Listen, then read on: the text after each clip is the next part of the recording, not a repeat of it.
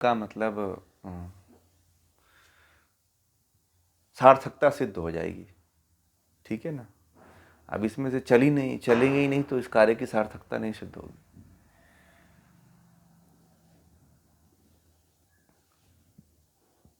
समय लगेगा, ऐसा नहीं है कि आप नहीं जा सकते हो। अगर आप ठान लो ना तो इसी जन्म में चले जाओगे। कहते हैं ना, दृढ़ संकल्प होना चाहिए। यदि आपके अंदर दृढ़ संकल्प है तो आपकी ऐसी लगन लग जाएगी ना कि मीरा की तरह लग जाएगी। मीरा को जब लगन लगी थी ना तो फिर वह पा ही ली थी। और मीरा ब्रह्म की भक्त थी। और कृष्ण को साथ लोगों ने जोड़ा था, कृष्ण भक्त मान करके वह ऐसा साधना के साथ मीरा के साथ भी लोगों ने कहा। परंतु मीरा बहुत बड़ी भक्त थी, ब्रह्म की उपासक थी मीरा। परंतु क्या हुआ ना कि भक्ति काल में, हाँ, वो भी ब्रह्म की ही उपासक थी, परंतु उसको लोगों ने ब्रह्म के साथ जोड़ा है, कृष्ण के साथ जोड़ा है। अब क्या था ना कि उस समय जो परिस्थितियां थी उसके साथ हर कोई जो है कृष्ण के साथ जोड़ देता था। क्योंकि हम लोग 2000 साल से अधिक वर्षों तक गुलाम रहे। इस गुलामी के कारण ही हम लोग जो है ब्रह्म की तरफ नहीं जा पाए, अपने अपने देवी देवता और भगवान को पकड़े हुए हैं।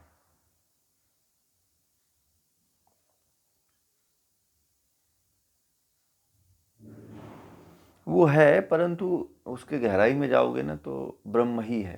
ठीक है। वो बहुत ऊंची चीज।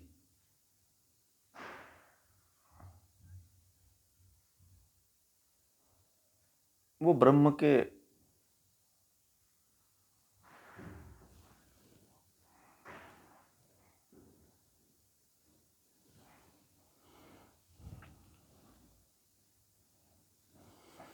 देखिए, जो जैसे कबीरदास जी थे ना, तो कबीरदास जी दशरथ के राम की पूजा नहीं करते थे, वो भी राम की ही पूजा करते थे। राम को वो ब्रह्म मान लिए थे। ठीक है। राम जो शब्द है वो ब्रह्म उसको मान लिए थे और उसी की साधना करते थे। उसी प्रकार मीरा भी जो थी वो कृष्ण को ब्रह्म मान ली थी। ठीक है। नहीं नहीं, कृष्ण को सब कुछ मानने की बात नहीं। वो सब कुछ मानने वाला छोड़ दीजिए, सब गड़बड़ हो जाता है। कृष्ण को ब्रह्म, कृष्ण शब्द जो है ना, ये सब ईश्वर के नाम है। कृष्ण, राम, ये सब ईश्वर का नाम है, ब्रह्म का नाम है, परमात्मा का नाम है। ठीक है। जितने देवी देवताओं का नाम आप सुनते हो ना, वो सारा का सारा नाम ईश्वर का है। हमारे देश में जब मूर्ति पूजा नहीं होती थी, ध्यान दीजिए, हमारे देश में जब ईश्वर का नाम, ईश्वर का, हमारे देश में जितने देवी देवताओं की पूजा होती होती है, वह किसी भी देवी देवता की पूजा पहले नहीं होती थी, मूर्ति पूजा नहीं होती थी। ठीक है। हमारे देश में ब्रह्म की पूजा, ब्रह्म की उपासना होती थी, धारणा ध्यान समाधि लगाई जाती थी। अब बाद में क्या हुआ कि जब बौद्ध धर्म हावी हुआ तो जैन धर्म हावी हुआ, बौद्ध धर्म हावी हुआ, तो उस समय जो है वो लोग जो है मूर्ति बना करके, मंदिर बना करके बनाना शुरू कर दिए। तो इससे जो है हिंदू धर्म जो है, सनातन परंपरा जो है विलुप्त होने की कगार पे आ गई। इसलिए उस समय के लोगों ने जो है मूर्तियां गढ़ना शुरू कर दिया। जैसा जैसा नाम था वैसा वैसा उन्होंने मूर्ति बनाना शुरू कर दिया और मूर्ति बना करके उनकी पूजा उपासना शुरू करवा दी, कि जिससे कि लोग जो है अपने सनातन परंपरा से जुड़े रहें। ठीक है। ये परिस्थितियों ने करवाया, बाकी उनका उद्देश्य यही था कि लोग ब्रह्म से ही जुड़ें। बचाने के लिए संस्कृति को जो है जगह जगह पे मंदिर बनाए गए, शिवलिंग बनाए गए। ठीक है। जगह जगह पे राम के, कृष्ण के चरित्र को उकेरा गया, दिखाया गया। भगवान बड़ा पूरा पौराणिक,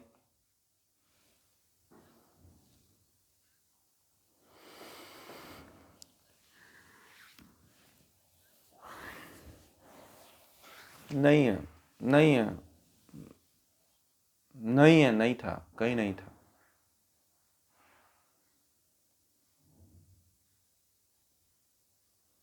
मंदिर में टीवी में दिखाते हैं ना, वास्तविकता से आप परिचित नहीं हो ना। जिनको टीवी वालों को कहाँ पता है, टीवी वालों को तो जो मन में आए, जैसा मन करे वैसा दिखाते हैं उनको। वो भी सब पहले के नहीं है, सब बाद में बने हैं, प्राचीन कुछ भी नहीं है।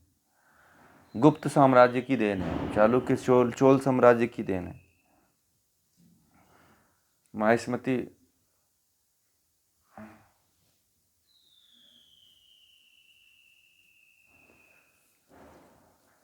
हाँ बस बस बस इतिहास को जानने के लिए, उनको प्रमोट करने के लिए, अपने अपने सनातन परंपरा से जोड़ने के लिए केवल मंदिर बनाए गए हैं, और लोग अपनी श्रद्धा को जाके व्यक्त कर सकें, इसलिए मंदिर बनाए गए।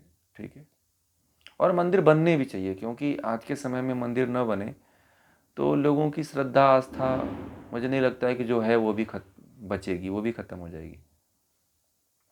अगर आप, यदि आप हमारे ज्ञान से जुड़े हुए हो, एक मिनट, यदि आप ज्ञान से जुड़े हुए हो, ठीक है, तो सही है। अगर ज्ञान से नहीं जुड़े हुए हैं तो फिर आप मंदिर नहीं जाओगे तो भटक जाओगे, फिर कहाँ जाओगे, फिर ईसाई बनोगे, फिर मुस्लिम बनोगे। इसलिए मंदिर भी जरूरी है। ठीक है, कम से कम वहीं आओ, कुछ नहीं पता ABCD तो सीखो वहाँ पे। मंदिर जो है ना प्राइमरी स्कूल है। क्या है मंदिर जो है, LKG UKG प्राइमरी स्कूल है, मतलब LKG से 5 तक जो है ये स्कूल है। ठीक है, अगर इसमें पास होते हो तो फिर आगे बढ़ना, जैसे कि आप लोग पास होकर के आ गए हो, अब लोग आप PhD कर रहे हो आप लोग। ठीक है, तो ये है, सब लोग नहीं पहुंचते हैं इस मार्ग, सब लोग PhD नहीं करते हैं, सब लोग इस मार्ग की तरफ, सब लोग वहीं रहना चाहते हैं, बस LKG UKG करके पूरे जीवन को काट रहे हैं लोग। हाँ बोलिए, अनिल जी बोल रहे थे।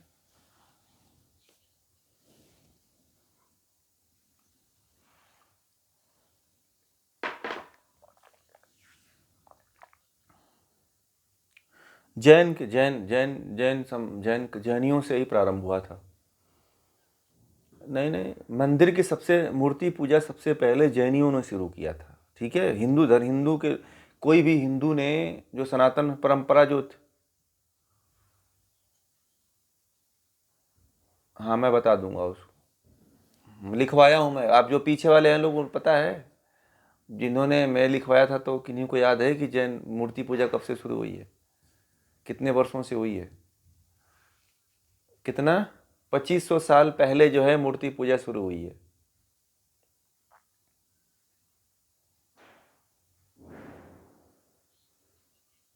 सबसे पहले मूर्ति पूजा जो है जैनियों ने शुरू किया था, इसको देख करके सनातन परंपरा के लोगों ने शुरू किया था। नहीं तो हमारे देश के जो सनातन जो लोग हैं वो मूर्ति पूजा नहीं करते थे। ठीक है, ये वेदोक्त बातें, ये प्रमाणित बातें मैं बोल रहा हूँ आपको। सबसे पहले मंदिरों में जैनियों ने पूजा शुरू किया, इसके बाद सब लोगों ने देखा देखी, बौद्ध आए, फिर सब लोगों ने अपना अपना मंदिर बनाना शुरू कर दिया। हाँ ये सारी बातें लिखी हुई हैं, आप सब चीज़ लिखा हुआ है, आपको पता है। और इसी के विरोध में जो है मोहम्मद साहब आए। ठीक है, मोहम्मद जो मुस्लिम धर्म आया है, वह मानता था उस अल्लाह को, ब्रह्म को। वो भी ब्रह्म के ही मार्ग पे चलने वाले थे, परंतु बाद में उनके अंदर विकृतियाँ बहुत ज़्यादा आ गई। तो उन्होंने सोचा कि लोगों को जबरदस्ती मार करके जो है ना, इनको सही रास्ते पे लेकर आओ। पहले जो पहले जो मोहम्मद साहब आदि लोग जो थे, या इनके माता पिता जो रहे होंगे, वो भी ब्रह्म को ही मानने वाले थे। बाद में ये उसमें बहुत विकृतियां आ गई, मुस्लिम धर्म में भी बहुत विकृतियां आ गई, और वे एकदम कट्टर हो गए वो लोग। ठीक है, अभी आप मत, हाँ बोलिए।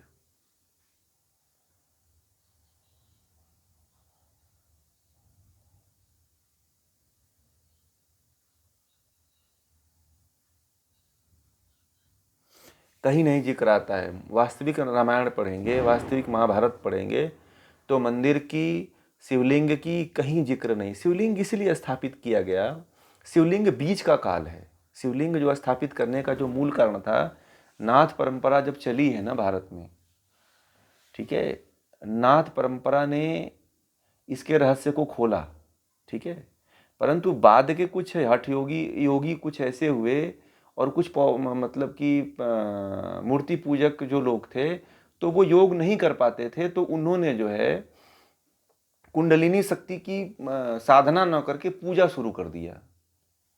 सहस्त्रार चक्र का और कुंडलिनी का चित्र बना करके उन्होंने उसकी पूजा शुरू कर दिया और ये सोचा कि इसकी पूजा करेंगे तो हम भी योगी बन जाएंगे। बात समझ में आ गई? तो ये संभव नहीं है। ये शिवलिंग जो है हमारे भीतर बैठी हुई कुंडलिनी और मतलब चक्रों का एक प्रतीक है। बात समझ में आ गया? शिवलिंग की पूजा किसी भी काल में नहीं हुई है, अभी जितना हो रही है उतना किसी काल में नहीं हुई है, ठीक है। ये सारी के सारी हाँ बोलिए।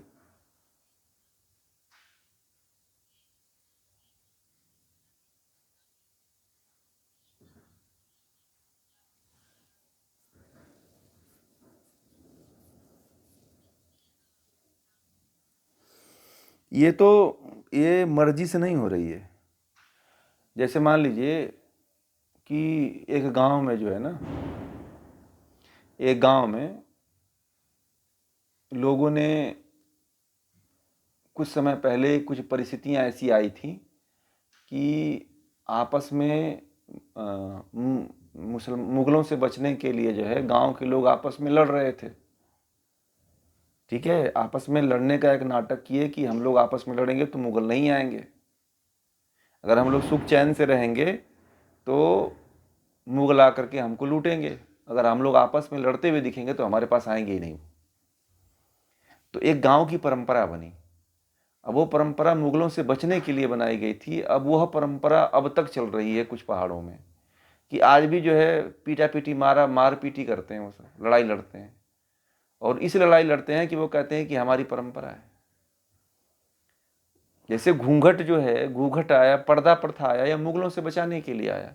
रात की जो शादियां होती हैं हिंदू धर्म में, इसलिए होती थी रात को शादी। हिंदू धर्म के लोग रात की शादी इसलिए करते थे कि मुसलमान जो है दिन में करते थे तो आक्रमण करके लड़कियों को उठा ले जाते थे, इसलिए रात में चोरी चोरी शादियां हुई कि किसी तरह से मुसलमान जो है लूट ना सकें किसी को, ठीक है। नहीं तो सूर्य के प्रकाश में हमारे देश में शादी हुआ करती थी, देर रात में कभी शादी नहीं हुई है, ठीक है। किसी भी महापुरुष की रात में शादी नहीं हुई है। लोगों ने परिस्थितियों को परंपरा बना लिया, ठीक है, और वो अब तक लोग ढो रहे हैं, उसका कोई मतलब नहीं है।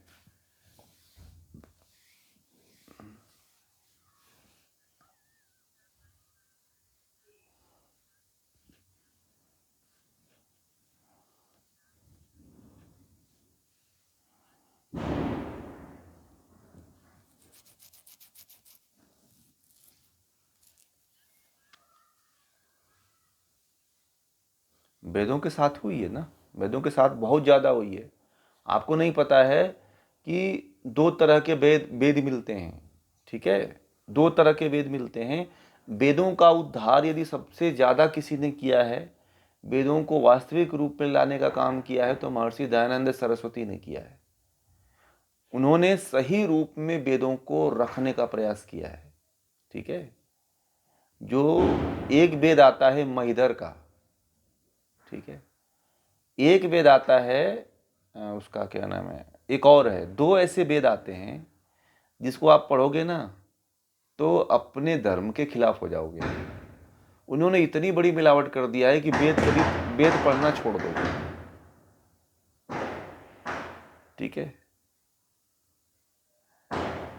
अब इसलिए वेद जो पढ़ना चाहिए, वेद की पुस्तक जो लेनी चाहिए, वो महर्षि दयानंद सरस्वती की लेनी चाहिए, ठीक है। हाँ, उन्होंने लिखा है। उनका जो है, उन्होंने एक वेद लिखा था, दो वेद लिखा था, उनकी फिर मृत्यु हो गई थी। बाकी उनके जैसा जो उनका वेद है, उसके जैसा कोई वेद नहीं लिखा हुआ है। बाकी आप जितने वेद पढ़ेंगे उसमें बहुत काफ़ी अपने धर्म के प्रति गलत गलत चीज़ें ली उसमें डाली गई हैं, मिलाई गई हैं। तो उन्होंने बहुत बड़ा कार्य किया। नहीं, उन्होंने वो नहीं, मिलावट नहीं किया हुआ उन्होंने, उनका जो मिलावट नहीं है आपको, वो ब्रह्मज्ञानी थे। वो कोई ऐसे व्यक्ति थोड़ी थे। महर्षि दयानंद सरस्वती ब्रह्मज्ञानी व्यक्ति थे।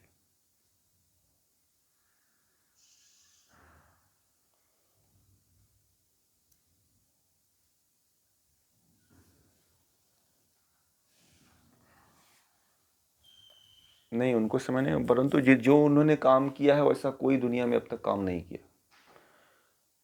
महर्षि दयानंद सरस्वती जैसा काम अभी तक किसी ने नहीं किया। ठीक है, करीब 18वीं शताब्दी की बात है ये, 18वीं 19वीं 17वीं 18वीं शताब्दी की बात है ये, महर्षि दयानंद सरस्वती को आए हुए।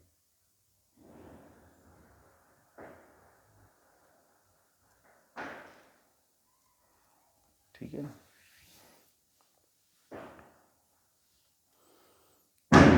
वेदों पे सबसे अधिक काम उन्होंने ही किया है। बाकी और भी लोग हुए हैं, जैसे कि साउथ में भी बहुत अच्छा काम हुआ है, परंतु साउथ में कई जगहों पे मिलावट वाले जो ग्रंथ हैं उसी को ही चला रहे हैं अभी भी लोग। और मिलावट से क्या हो जाएगा ना कि धर्म भ्रष्ट हो जाएगा।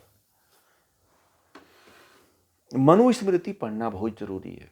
ठीक है, मनुस्मृति हर व्यक्ति को पढ़ना। मनुस्मृति में वो हर चीज है जो हिंदू बहुत वंचित रह जाता है बिना मनुस्मृति पढ़े हुए, ज्ञान से बहुत दूर चला जाता है। और मनुस्मृति क्यों पढ़ना चाहिए कि मनुस्मृति में ऐसे ऐसे ज्ञान है जो किसी भी हिंदू को पता नहीं है। ठीक है, जीवन कैसे जीना चाहिए, परिवार कैसे चलाना चाहिए, संसार कैसे चलाना चाहिए, व्यवहार कैसे होना चाहिए, है ना, मुक्ति की तरफ कैसे जाना चाहिए, योग कैसे करना चाहिए, साधना कैसे करनी चाहिए, ये किसी को नहीं पता। और ये मनुस्मृति में सारी बातें हैं। ठीक है, मनुस्मृति को इतना बदनाम किया गया है लोगों ने, धर्म से जोड़ करके, जाति विशेष से जोड़ करके। ठीक है ना, लोगों ने बहुत ज़्यादा मतलब उससे लोगों को दूर रखा है। ठीक है, वास्तविकता लोगों को नहीं पता है और उससे बहुत लोगों को दूर कर दिया गया है, बहुत वंचित कर दिया गया है, इसलिए भारत बहुत पिछड़ रहा है। ठीक है, और लोगों ने गलत अर्थ का अनर्थ करके समझाया है लोगों को, इसलिए प्रॉब्लम आती है। सही तरीके से मैंने भी बहुत खूब उसका अध्ययन स्वाध्याय किया हुआ है, और मैं उसको शुरू करने वाला था। वो पूनम जी ने कई बार मुझे कहा था, परंतु मैंने कहा कि अभी बहुत कम ही लोग जुड़ेंगे। अभी